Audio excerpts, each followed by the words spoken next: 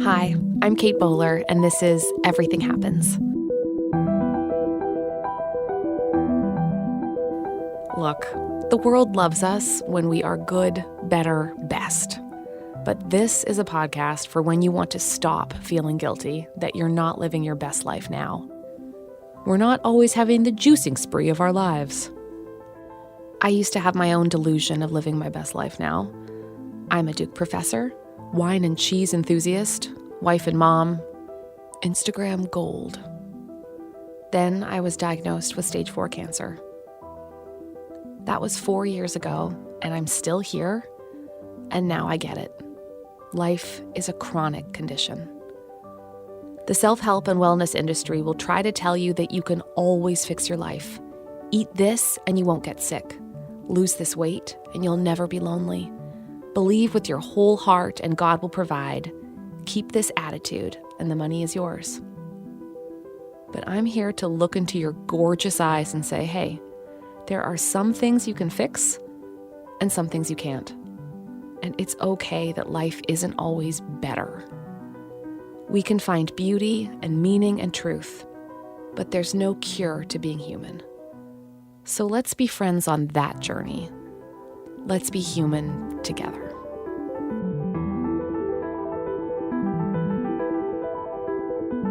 We have these thick cultural scripts for what is deemed inspirational, and it usually goes like this. You can do it. Never give up. Everything you need is inside of you. Today, during my online workout, toward the end, I was getting tired and the instructor yelled, "Are you going to give up and accept your mediocrity?" Yeah? Yeah, that's our culture. It goes to war against our fatigue. It goes to war against our fragility, our complicated realities. There is only trying or failing, winning or losing. But what do you really need to hear when life is coming apart? How do you find gentleness and courage and a dose of reality? Today, my guest is someone whose words of encouragement gently lift our chins toward hope, a true voice in the wilderness. Morgan Harper Nichols is an artist and poet whose work is inspired by real-life interactions and stories. She's collaborated with a wide range of name brands, including Coach, Adobe, Aerie, and her work is available in stores like Barnes & Noble, Target, and the shirt I'm wearing right now from Anthropology. She recently released a gorgeous book of poetry and art called All Along You Were Blooming. And she offers daily reminders through poetry and art to her over 1.5 million followers on Instagram and beyond. And I am a huge fan. Morgan, hello. I'm so grateful we're doing this. Hello. I am so grateful too. I am such a fan. So it's an honor to be here. Okay, I accept the terms. Thank you, day made. The type of art and poetry you create is so unique to this cultural moment. For people who may not be familiar, what do you make? So I make poetry and visual art, and oftentimes those two just run together for me. I've been that way my whole life. I see art and I'm immediately thinking of words, and I read words and I see visuals. So from what I understand, correct me if I'm wrong, people send in their stories and it sparks something in you. And then you create something beautiful out of it. Is that how, tell me a little bit about the process. Oh, I love the way you said that. I'm like, oh, is that what it is? Thank you. You do. You make beauty out of truth. Oh, I'm pretty sure that's what you do. Well, thank you. Thank you. That's my hope. Originally, it started, I had written a poem that was huge change happening in my life. And it was career related, but it was also just some like church relationships that I had where I was just feeling really let down by some people in my life. And yeah, it just really kind of, I want to try to hold a lot in, but you can only do that so long. And it just, everything I was feeling just came out onto a page one night and I ended up sharing it. And that piece that I shared, it was another thing where I was like, I don't know if anyone connects with this, but as it turns out, people did. Yeah. Do you mind reading it? Do you have it memorized? Yeah. I'm looking at the actual journal page that it was written on now. Oh my gosh. When you start to feel like things should have been better this year, remember the mountains and valleys that got you here. They are not accidents, and those moments weren't in vain. You are not the same. You have grown and you are growing. You are breathing, you are living. You are wrapped in endless, boundless grace, and things will get better. There is more to you than yesterday. Oh, I got a lot of goosebumps just with, oh, friend. It's so wild because as I read that, it's like I wasn't explicitly saying, what the pain was. I didn't have, yeah, it didn't come out that way. But even now, when I go back and read it, I mean, I still feel that in my body. I'm just like, oh, I still know the heaviness of that night, all of those feelings. Yeah. I don't know. It sounded to me like you were speaking out of a lot of sadness and alienation from the spiritual communities that are supposed to hold us. Am I reading that right? Yes, yes. Up until that point, I think I had kind of been in a place where I could kind of separate just who I was, even in like I'll just get really specific. I could kind of separate who I was in my blackness, like being a black woman in the South and being who I was as a Christian in certain settings. And it was challenging too because I had also been I'm a musician as well, and I had been traveling and playing music in a lot of churches, and it really breaks my heart to even say that of just like how at such a young age I had to learn how to separate those and say, oh, in some church circles you can't talk about this part of yourself because it makes people uncomfortable. So I think by the time 2016 came on, just because of, the gift that is the internet, just just seeing things that people that I knew that I would just say, "Oh, they're not racist," or "They're not this or that," and just seeing them say certain things, it was betrayal. It was it's like, "Oh, I thought you were different. Yeah. I didn't think you would say something like that." It's like, "Do you know how hurtful that is?" Because for me, it wasn't even so much of like, okay, let's just divide this down the middle, like us versus them. It wasn't that. It was just like literally that thing that I think a lot of human beings experience of just like the people who I thought you were someone else. I thought it was different. And I thought we were us. Yes. I'm sorry. When you said 2016, I didn't totally clock the political timeline. Of course. I wrote the poem November 15th, 2016. So Yes. Yes. I mean, for people who I didn't maybe grow up in a more conservative denomination, I think maybe across all religious traditions, though, people felt the import of what the election of Trump would mean, but it pulled apart maybe like some fragile assumptions that we had inside some of our spiritual communities of like what we were all doing. And before, I think there was there's a lot of talk of like racial reconciliation and kind of an implicit colorblindness, and that like the most important thing about us was that we all shared the same heart, and it like got down to, oh no, we share the same beliefs, and so we're the same. And I think after the election, that language suddenly seemed very thin and brittle for many people, and it split apart what was probably already cracked. I study, evangelicals and Pentecostals, and also it's a tradition that I really love, and I had a lot of friends who there was just like they lost their people after that. yeah. Yeah, that resonates completely. Yeah, like you said, it cracked. Well, to make your grief a vehicle is a powerful thing. And it sounds like when you opened the door to yours publicly, that like all these other stories came flooding in that were both affirming and probably like a lot to bear. Yeah, for sure.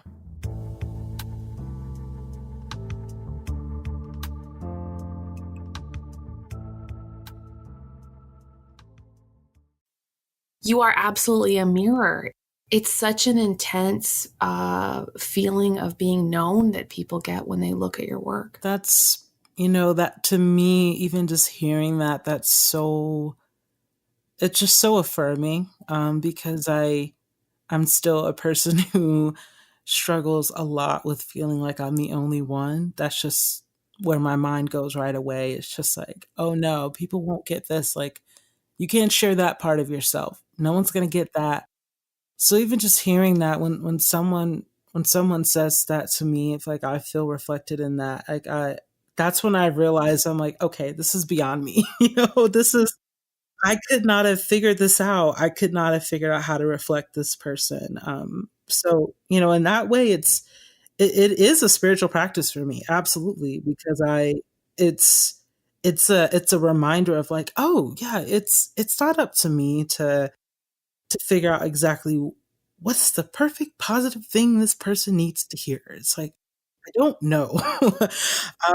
So I'll just try to reflect what you said so you can at least have that and honor where you are right now. So I know I didn't realize how much the work of creatives and in making beauty sounds a lot like what people hope for when they go into these really meaningful professions. Like, I'm just thinking of all the ones where people really deal with people, like teaching and social work. And I'm just thinking of like the blood work nurse I had a couple months ago who like really saw my actual story while reading my chart. Like, that the hope is that when we carry more and more stories, we're not just carrying it, but like it digs out something in us that makes, I don't know, that their story kind of makes us more human somehow.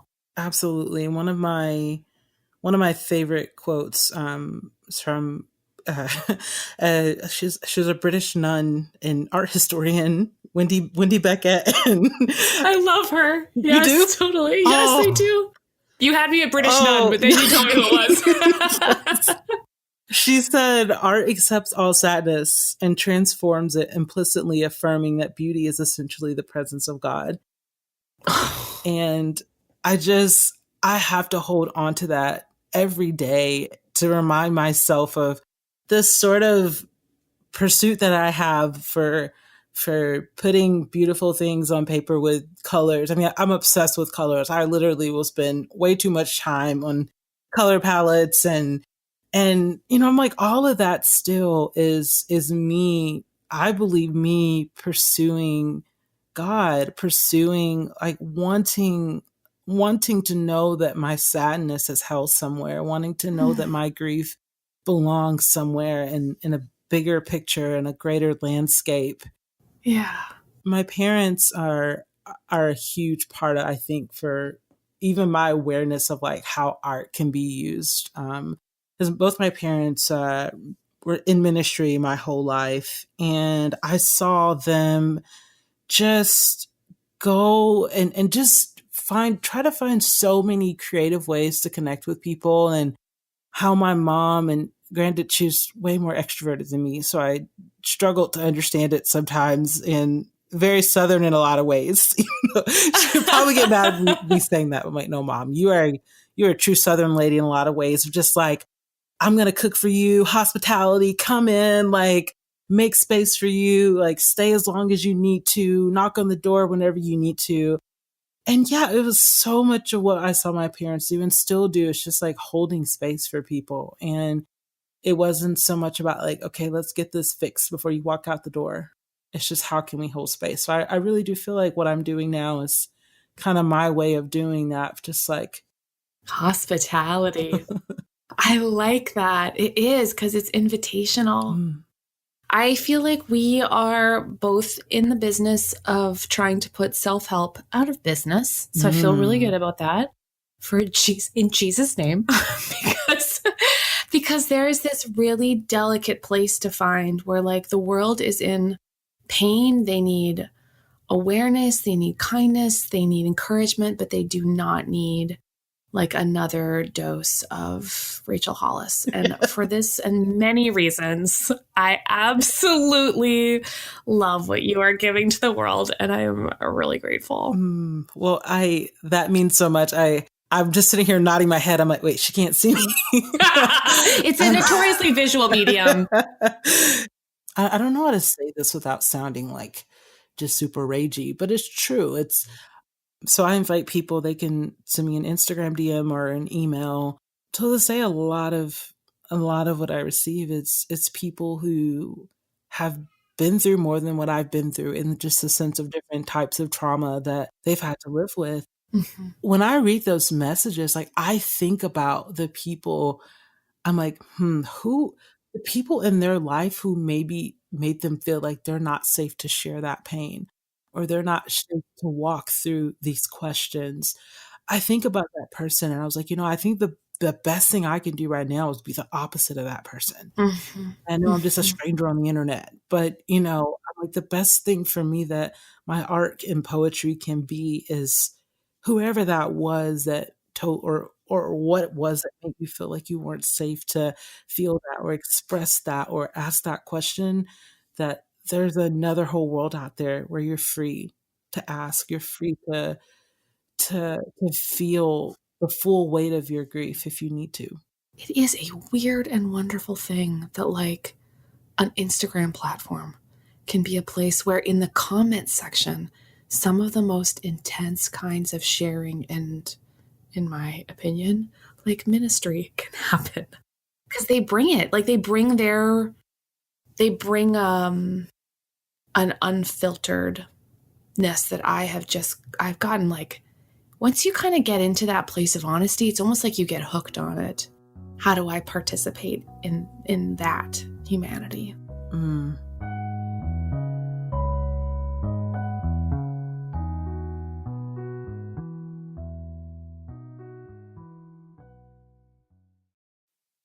I think part of what I see in your work is a desire to create a gentle permission to have a bigger expression of emotion without having to pivot back to, like, certainty. I know you and I grew up with a lot of spiritual gatekeepers around certainty. Like, you're nothing if you're not certain. And, like, I feel certain about the love of God. I feel certain about the power of community and the need for, truth and beauty and justice. But, like, I have a lot less of a desire to bludgeon other people over the head with it lately. I was talking about this. It just brought up a childhood memory that I feel like I haven't been able to make sense of. And I'm like, I think I finally get it. So when I was little, it was like a thing to, like, have a favorite Bible verse. Yes. And my favorite Bible verse was so funny. Okay, it's not funny, but I mean, it's kind of funny to me that this is my favorite Bible verse. It was Romans 3:23. It's, for all have sinned and fall short of the glory of God. And I remember people saying to me, oh, but what about the next verse? Like, where the redemption. And I was like, no, I just, it's like, we're all just kind of messed up, I think. Oh, I like that. And it's just so interesting. I feel like even at 6 years old, I was just like, no, I'm just going to sit with that for a little bit. This will take me a few decades and I'm into it. Yeah, the certainty thing is real. And I think that's why I even started to kind of shy away from, and I've never really shared this before, but I'm like, this is just where I'm at. And even with a lot of my work, there's some older poems of mine out there on the internet where they were kind of more like based on actual Bible verses. And at some point, I never really made the shift to decide, like, I'm not doing that anymore. It wasn't until I shared that poem that I read earlier that someone pointed out to me, they said, oh, well, why didn't you say wrapped in God's endless, boundless grace? And I remember that moment and I was like, I didn't even realize that I didn't say God in that poem. That wasn't even something I thought about. And for me now, I'm kind of in a place where I'm like, it's a heartbreaking reality, but it's true that, when people hear God, they equate like certainty. Okay, well, now everything's going to be figured out because I trust God, or I love God, or God did this for me, or God did that. And it's like, I don't know if it's that simple. Like, yeah. so I try to use words that that invite people and even myself to just like, okay, let's just go beyond the word God as we've heard it, in our lives. Like if you've grown up in America, like God bless America, like let's go beyond how we're used to hearing that word and let's look at what's happening on the inside and let's learn to sort of really look at that uncertainty that is there, that mystery that is still there, that okay, yeah, I'm not going to have all the answers just because I say I love God or I trust God, or if I say God's grace versus just saying grace. You're reminding me of my friend Dan. He goes around, he studies Pentecostal churches, and when he's interviewing, he tries to get at people's deepest beliefs. But he doesn't say, like, write me a belief statement. He says, look, if the lights went out right now, what song would you be singing? Wow. This is such... It's All the Wild Horses by Ray LaMontagne. I don't know what he tapped into in that song, but it's one of those songs that just it has enough of a resolve for me to feel steady in listening to it. But he just repeats the same lyric over and over, and it's all the wild horses tether with tears in their eyes. May no man's touch ever tame you. May no man ever defray your soul. And as for the clouds, just let them roll away, roll away, roll away, roll away. And I go back to that song all the time. That's good. Mine is obviously the Twilight soundtrack, so I'm glad we're just joking. I did go through a weird Twilight phase really late in my life. I love it. I was just joking, but yeah, I did actually get really into the Twilight movies for a while. I was like the only person alone in a theater watching New Moon. So my son's 14 months, and my niece is also 14 months. My sister and I had babies at the same time. And we did not realize till months later, and only Twilight people would get this who watch the movies. We named our children Jacob and Bella. No, you did not. We were like, how did that happen? We're like, okay, they could never find out. They could never see those movies. They're going to be so grossed out. I remember putting a giant copy of, I think it was like whatever, New Moon or like whatever, down on the counter at Barnes and Noble, and the cashier just looked at me with like such disdain and really loudly. I was like, I have a tween who's a very voracious reader. My tween is, never mind. This isn't mine. We're really big into like spiritual practices at the Everything Happens Project, like stuff that grounds us and like roots us in truth as we start to deal with the day. Has this been the spiritual practice that, like, the creation of these pieces, like what helps anchor you? Yeah, this is honestly has been a huge spiritual practice of mine in a time, because I think a lot of it is because it started in a time where I was starting to really feel like I was in a spiritual desert, and Yeah. I never felt like I could quite be the high energy Southern Christian gal that I felt like I had to be. And because I went from being a preacher's kid to going to a Christian college to going into a Christian industry, and I just felt like I couldn't really find a version of myself. And it was always sort of like, okay, I still feel really connected to Christ. I still feel so connected.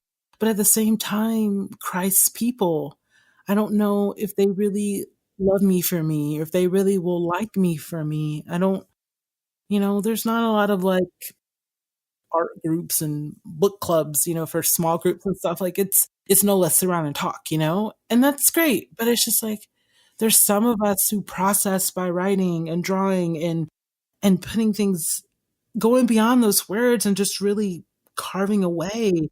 So for me, making art has been like, I feel like this is the place where God meets me for me, who I am. And that's not to say that I don't do things that challenge me, but I've just found so much grace. There There've been so many times where I'll be working on something and I'll just start weeping, and I'll just start crying, and I'm just like, "Thank you." My friend and producer Jessica, we talk about it like there, if there's like a cord running through the universe and you kind of just flick it and then it's like it rings all the way through. Whenever we get to a moment like that, we're like, oh, flicking the cord. Oh, I did it today. Dang it. It's like, I love it. I love it. it's always just kind of like a combination between like yes and ouch. It's good. Yes. It's good. That is a beautiful analogy. I love it. You're so good at just blessing the crap out of people. And to close, I wondered if you'd mind reading one of your pieces as listeners go back out into the world. Shadows fall like midnight on your shoulders, but those shadows won't have no grip on you, for they are doomed to be drowned out by light. And you might feel their heaviness weighing down on your knees, making it harder to walk, to breathe.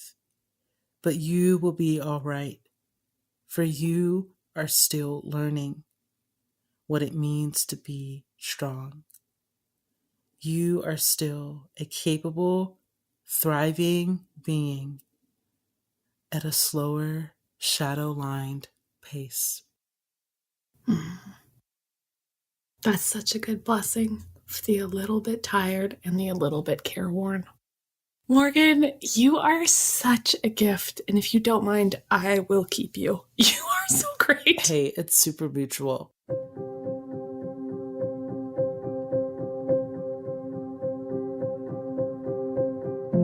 After talking to Morgan, I realized how lovely it is to be a mirror.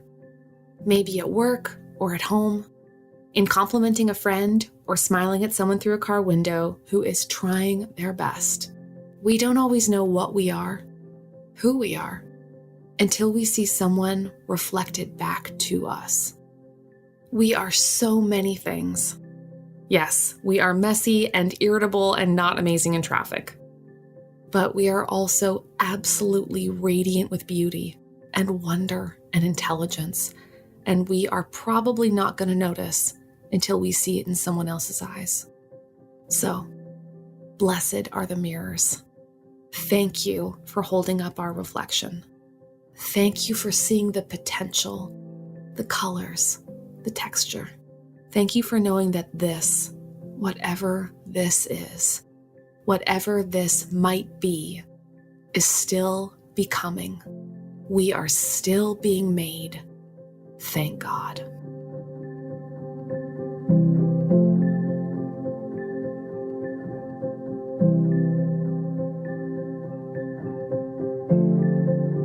This podcast wouldn't be possible without the generosity of the Lilly Endowment. Huge thank you to my team, Jessica Ritchie, Keith Weston, Harriet Putman, and JJ Dickinson. Don't miss an episode. Be sure to subscribe to Everything Happens wherever you listen to podcasts, and I'd love to hear from you. Find me online at Kate C. Bowler or at katebowler.com. This is Everything Happens with me, Kate Bowler.